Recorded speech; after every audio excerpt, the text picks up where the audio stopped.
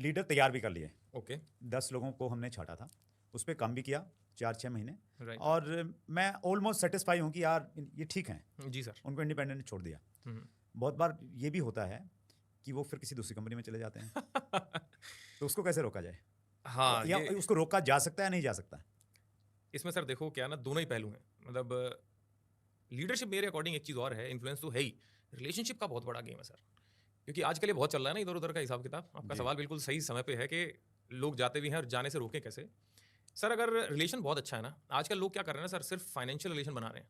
कहीं ना कहीं सोशल मीडिया का इसके ऊपर बहुत बड़ा प्रभाव है कि लोग सोशल मीडिया से ज्वाइन कर रहे हैं और कहीं ना कहीं डेवलप कर रहे हैं। वो हम रोक भी नहीं सकते क्योंकि आजकल ज़माना वैसा है। तो सोशल मीडिया से जो लोग आए हैं कहीं ना कहीं मैंने देखा है कि वो ज़्यादा इधर उधर होते हैं, मैंने जो आजकल देखा है। लेकिन जो लोग आप जिन्होंने आपके साथ में फील्ड में काम किया है ना, जिनके साथ आपने रात को 11 बजे चाय पी है, 11 बजे के बाद, मतलब इसको मैं बोलता हूँ कि जिन लोगों के साथ आपने कैजुअल टाइम स्पेंड करा है, क्योंकि जब मैं कोर्ट में टाइम में उनके साथ हूँ दैट इज फॉर्मल टाइम, लेकिन जब मैं लोगों के साथ कैजुअल टाइम स्पेंड करता हूँ ना, तो वो मेरी हरकतें देखते हैं कि ये लीडर जो है ना, ये लीडर नहीं, ये आदमी भी दिल का बहुत अच्छा है, इसके साथ मैं अपने जीवन को लगा सकता हूँ। क्योंकि ये ना हो कि सिर्फ पैसा तो कमा रहा है लेकिन किसी भी तरीके से कमा रहा है, कुछ भी इलीगल तरीके करवा रहा है, टीम में बहुत सारी चीज़ें होती हैं।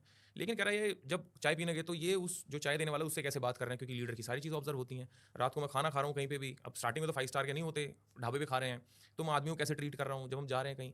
तो अगर मेरा उसके साथ वो टाइम स्पेंड हुआ ना सर, कैजुअल टाइम जब मैंने बहुत ज़्यादा स्पेंड करा, तो मेरा एक रिश्ता बना है। मैंने त्यौहार उसके साथ मनाए हैं, मैं उसके घर में डब्बा देने गया, वो मेरे घर में आया।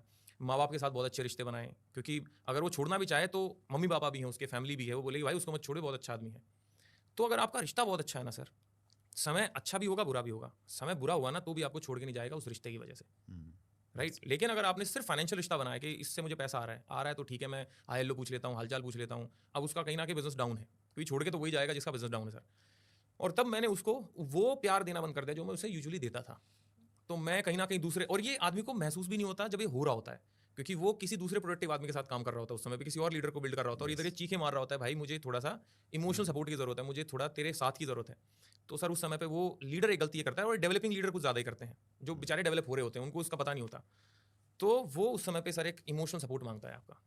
तो हम उसके साथ बैठ जाएंगे, कंधे पे हाथ रखेंगे, तेरे साथ मैं हूँ, समय अच्छा बुरा होता है, तो कोई दिक्कत नहीं है, मैं खड़ा हूँ, 2-4 महीने में तेरे साथ में बहुत काम करेंगे, तेरे साथ मैं काम करूंगा, फील्ड में चल तू मेरे को कहाँ ले चलेगा, तेरे साथ पहले भी काम करा है, याद नहीं तू भूल गया वो बातें, थोड़ा रिकॉल कराएं उसको।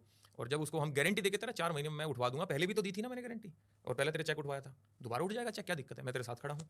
तो इस तरीके से हम किसी को जाने से रोक सकते हैं, क्योंकि किसी भी कंपनी में जाएगा, कहीं भी चेंज करेगा, उसको वो प्यार जो मेरे से मिला ना, वो हमेशा उसको कि यार, क्योंकि जिस अपलाइन के साथ जाऊंगा वो मेरे साथ वो प्यार नहीं करेगा जो उस अपलाइन ने करा है। और नेटवर्क मार्केटिंग में सर पैसा तो कहीं भी कमा लेता आदमी, लेकिन इज्जत और प्यार ये हर जगह नहीं मिलते। दैट्स बहुत अच्छी और बहुत गहरी और बहुत अनुभव की बात आपने कही है कि रिश्ता ऐसा बनाइए वो सोचने के लिए मजबूर हो जाए जब भी छोड़े। लेकिन इसी में एक चीज़ मैं और कहना चाहता हूँ कि बहुत बार रिश्ता भी होता है, जी जी जी लेकिन आज के इस आर्थिक युग में पैसा बहुत अट्रैक्ट कर लेता है कई बार। जी सर। उसको कोई ऑफर दे दिया किसी ने, हाँ हाँ। किसी कंपनी ने बोल दिया कि यार हमारे साथ आ जाओ हम तुम्हें ये दे देंगे, हम्म तो वो लालच की आदमी बढ़िया है, हम्म वो जाना नहीं चाहता। हम्म और जब वो लालच आए, राइट। उस लालच से कैसे बचा जाए, बहुत बार आदमी गलती कर देता है।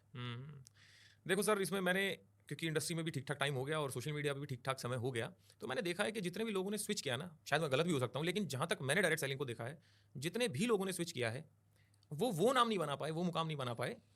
और ये स्पेशली हुआ सर कोविड के बाद में।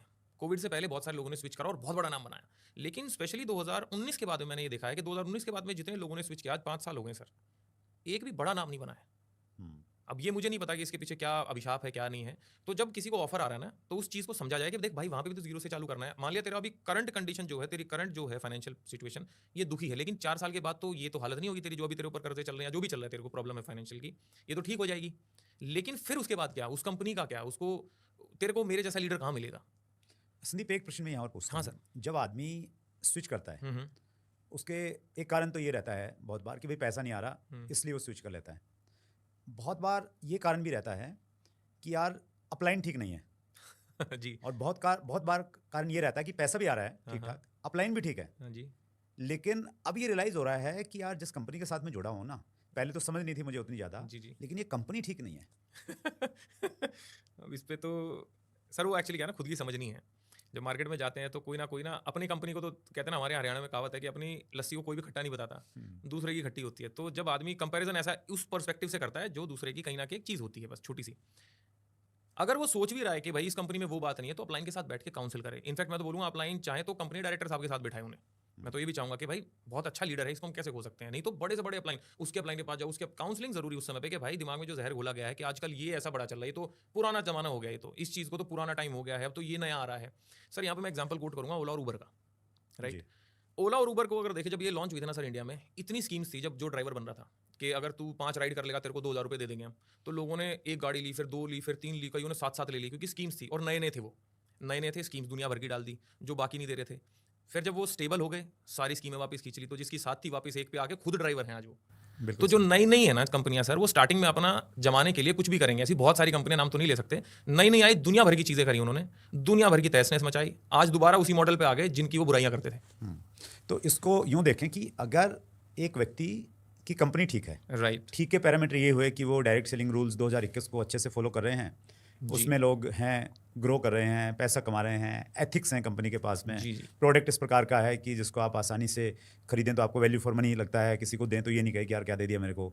तो ऐसी अगर कंपनी है, तो अगर अपलाइन से आपकी नहीं बनती है, आपको लगता है कि यार ये अपलाइन मेरे लेवल का नहीं है और रिश्ता ख़राब है कहीं ना कहीं, तो फिर भी टिके रहें, काम करते रहें। बिल्कुल सर, तो कोई ना कोई तो संभाल ही लेगा, और नहीं संभालेगा तो आप हो सकता है आपके अंदर की जो लीडरशिप है वो तभी निखरे, क्योंकि बहुत बार ये होता है ना, जो संभालने वाले होते हैं तो अंदर की लीडरशिप नहीं निकल पाती। सर वो कहते हैं ना कि घरों के जो छोटू, मतलब बाहर जो ढाबे में छोटू होते हैं वो घर के बड़े होते हैं।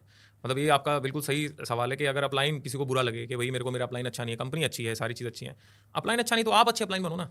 आपको किसने रोका है अच्छा अपलाइन बनने से? भाई जो कमियां उनके अंदर है आप मत करो। अब या तो ये कि मेरे को अपलाइन अच्छा नहीं मिला तो भाई दूसरा कोई अच्छा अपलाइन ढूंढो। अब आपको तो उसकी भी जन्म कुंडली थोड़ी पता है कि वो अच्छा है कि बुरा है, क्योंकि वो तो बाहर से ही ऐसा दिख रहा है। जब उसके साथ आप 4 साल बिताओगे जो आपने अपने पुराने अपलाइन के साथ बिताए हैं, तब आपको लगा कि ये तो अच्छा नहीं है, तो 4 साल उसके साथ बिताओगे, 4 साल अगले के साथ बिताओगे, पूरी जिंदगी आप तो अपलाइन ही ढूंढते रह जाओगे। इससे बढ़िया है कि आप ही परफेक्ट अपलाइन बन जाओ। जो चीज़ आप ढूंढ रहे हो अपलाइन में अपने अंदर इनहेरेंट कर लो।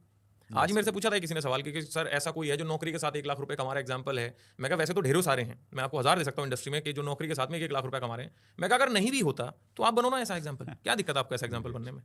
तो मेरे हिसाब से सर बाहर कुछ भी देखने से बढ़िया है खुद में देखना जरूरी है। कंपनी कोई अच्छी बुरी नहीं होती सर, सारी कंपनियां अच्छी होती हैं मेरे हिसाब से। हाँ, कहीं ना कहीं आदमी का नजरिया बुरा होता चला जाता है चीज़ों को लेकर जब वो नेगेटिव लोगों के संपर्क में आता है। मैं स्नीप इसमें एक चीज़ कहना चाहता हूँ, बहुत बार क्या रहता है ना, देखिए कंपनी, कुछ कंपनियां ऐसी हैं स्पेशली हमारी इंडस्ट्री में जिसके पीछे इंटेंशन बहुत अच्छी नहीं है। इंटेंशन यही है कि यार मैंने बहुत सारा पैसा बनाना है, डायरेक्ट सेलिंग में बड़ा पैसा बनता है, एज ए डिस्ट्रीब्यूटर तो बन नहीं रहा, अब मैं अपनी कंपनी खोलता हूँ, कंपनी ने बड़ा बना लिया है तो मैं भी बड़ा बनाऊंगा।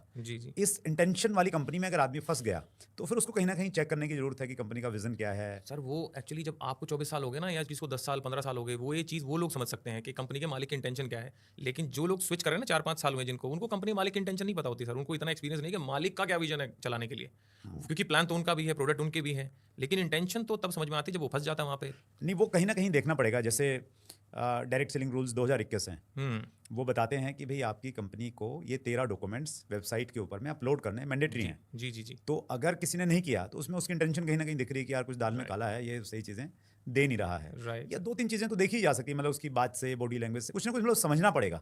जी। और हमारी ये कमी भी है सर हमारी इंडस्ट्री की, कि जैसे आपने बात बताई, ये हमारी इंडस्ट्री के लीडर्स तक को नहीं पता कि ऐसे डॉक्यूमेंट अपलोड होना उधर वेबसाइट पे बहुत जरूरी है, रजिस्ट्रेशन होना जरूरी है, प्रोडक्ट होना जरूरी है। वो तो लगे हुए हैं बेचारे लीडरशिप डेवलप करने में, तो एजुकेशन भी कम है। संदीप, मुझे लग रहा है वो आपका और मेरे जैसे लोगों का काम है कि हम लोगों में थोड़ा सा अवेयरनेस लेके आए, जागरूकता लेके आए, क्योंकि हमारी इंडस्ट्री में ना मोटिवेशन तो बहुत रहता है। जी। लेकिन वो मीम्स बन रहे हैं ना आजकल कि यार ये तो सब कुछ ठीक है, गाड़ी भी है, बंगला भी है, फॉरेन टूर भी, करना क्या है ये तो बता दें मेरे को।